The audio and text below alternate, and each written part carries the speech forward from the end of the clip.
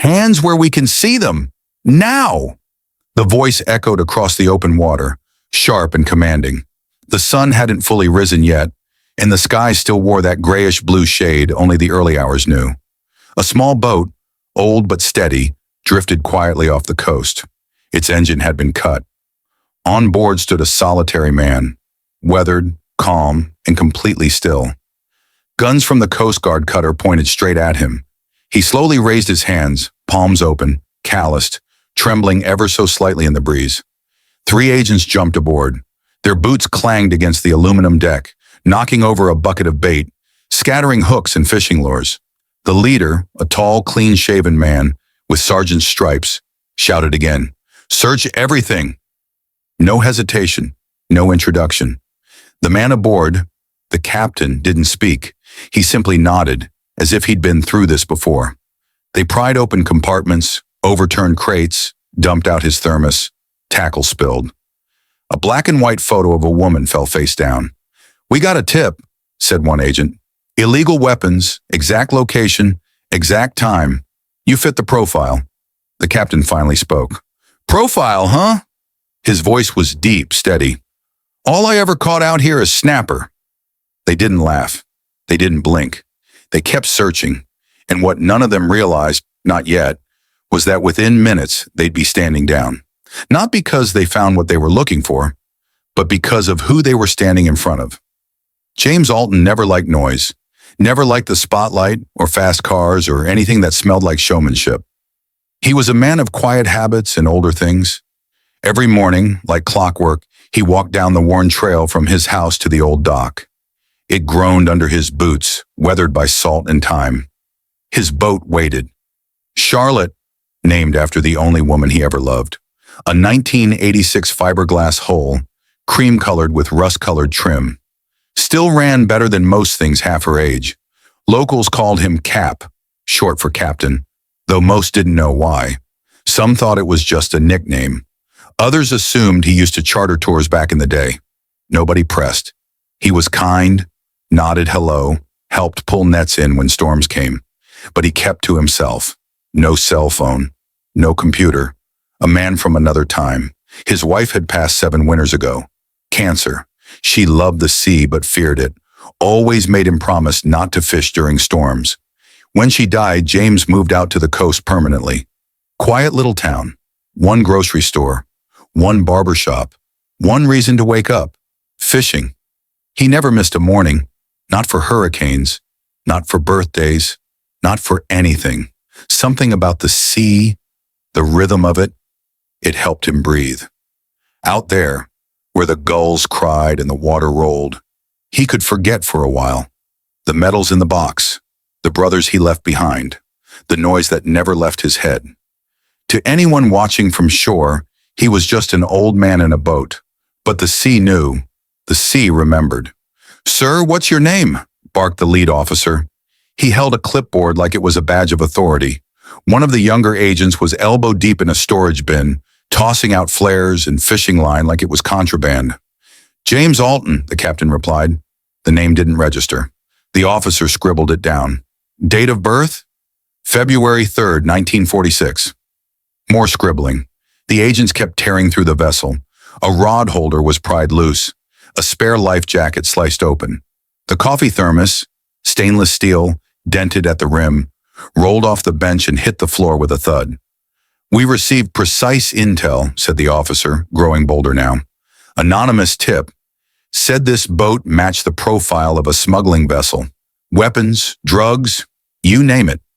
James leaned against the side of the boat, arms folded. "Only thing I smuggle is shrimp," he said dry.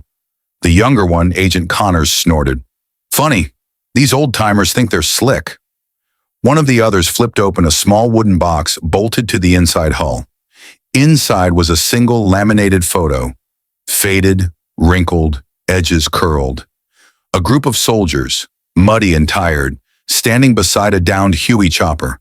The officer barely glanced at it before tossing it aside. James's eyes followed the photo. "Anything under the seats?" one agent asked. "Checked already. Nothing." "Run his name," the lead ordered. "Alton, James, Cross-reference DoD and DHS databases. Let's see who this guy really is. Back at the cutter, a tech officer tapped into the system. The request shot through multiple servers. For a few moments, silence. James just watched the horizon. The officer tapped his foot. What kind of man just stands there while we tear his boat apart? The answer was waiting.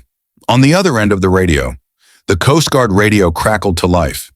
Repeat that, the officer barked. Didn't catch your last transmission. A deeper voice now, unfamiliar, laced with authority. This is Commander Ellis from Naval Central Records. You are to cease your search immediately. The agents froze. Ellis continued.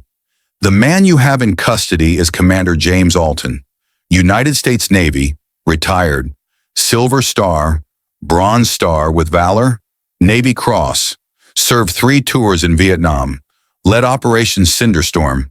Do you copy? Silence on the boat. The young agent's hand slowly lowered from the compartment. The older officer's mouth moved, but no words came out. There's more, Ellis added. We've confirmed your coordinates were off. The boat you were supposed to intercept is southbound, 12 nautical miles from your location. That vessel is now in custody. Your target was not James Alton. The wind picked up. James stood still, the same calm presence he'd maintained the entire time. The lead agent cleared his throat. Mr. Alton, Commander, James raised one hand gently. Don't finish that sentence, son. There was no anger in his voice, no pride either, just stillness. The agents began picking up the mess, the old thermos, the rod, the photo. One by one, they backed off the boat. Nobody said another word. James Alton never asked to be remembered, never wore his medals, never mentioned the missions, not even to his wife. He came home in '73, walked off the tarmac in his boots and never looked back. The war had taken enough. He wasn't going to let it take the rest. He was just 19 when he joined. Sharp shooter, quiet, a natural leader. In the Mekong Delta, he pulled 2 wounded men from a burning convoy. In Saigon, he volunteered to cover the evacuation of a downed pilot when the air support never showed. They gave him medals. He gave them back, until they made him keep them. After the war, he worked ports in Norfolk, then disappeared down to Florida. Never joined a VFW. Never gave interviews. Said the best heroes were the ones nobody ever noticed, but the Navy never forgot. That old photo on his boat? It wasn't just any squad. It was the Echo Recon Group, a team that was ambushed and presumed dead. James got 6 of them out. They called him the Ghost Captain, but he never told anyone. Never bragged. He just built a quiet life and cast his line every morning, hoping to find peace in the water. That morning, when the Coast Guard boarded, they didn't see a hero. They saw an old man, but the sea knew better. The officer extended the photo with both hands like it was sacred now. I'm sorry, sir, he said. We had no idea. James nodded once. That much is clear. Would you like to file a complaint? We can... No. James cut in gently. You can give me back my thermos. That's enough. The officer handed it over, slightly dented but still warm. James turned it upright and took a sip. The rest of the crew stood in awkward silence like students who'd failed a test. You should go, James said. They did. No charges, no statements, just quiet retreat. Back on the cutter, the agents didn't speak for several minutes. The younger ones stared at the floor. The lead officer stared at the horizon. On the boat, James sat down and reached for his fishing rod. One eye on the photo, one eye on the sea. He cast his line again, just as the sun began to rise in full. The next morning, just after sunrise, a dark sedan pulled up beside the dock. Agent Connors stepped out, hat in hand. His face was flushed, not from sunburn, but shame. James was prepping his lines, tying knots the way only old fishermen do. Commander Alton, Connors began. James didn't look up. Just James. Connors nodded. I just wanted to say, yesterday I was out of line. My grandfather served too. Vietnam, 3rd Recon engineer, said the ocean teaches you if you listen. James stopped what he was doing, looked up. What was his name? Elroy Connors. James smiled faintly. Short guy. Smoked Lucky Strikes? Connors blinked. You knew him? We crossed paths. Good man. Connors paused. Mind if I fish with you? James nodded toward a second rod. Better tie that line right. Charlotte hates sloppy knots. They launched just after 7. The boat cut gently across the water, the engine humming like a lullaby. James showed Connors how to bait the hook, how to listen to the water. It'll talk to you if you stop talking over it. They fished for hours, few words, no rush. A fish tugged once, then slipped away. Let it go, James said. It'll be back. Connors nodded, smiling. Sometimes forgiveness doesn't come with speeches. It comes with shared silence, with understanding, and with one man teaching another that strength isn't always loud. Out on the water, respect isn't worn on a badge. It's earned with time, with grace, with patience. The Coast Guard may have boarded the wrong boat that day, but they left with something far more important than a seizure.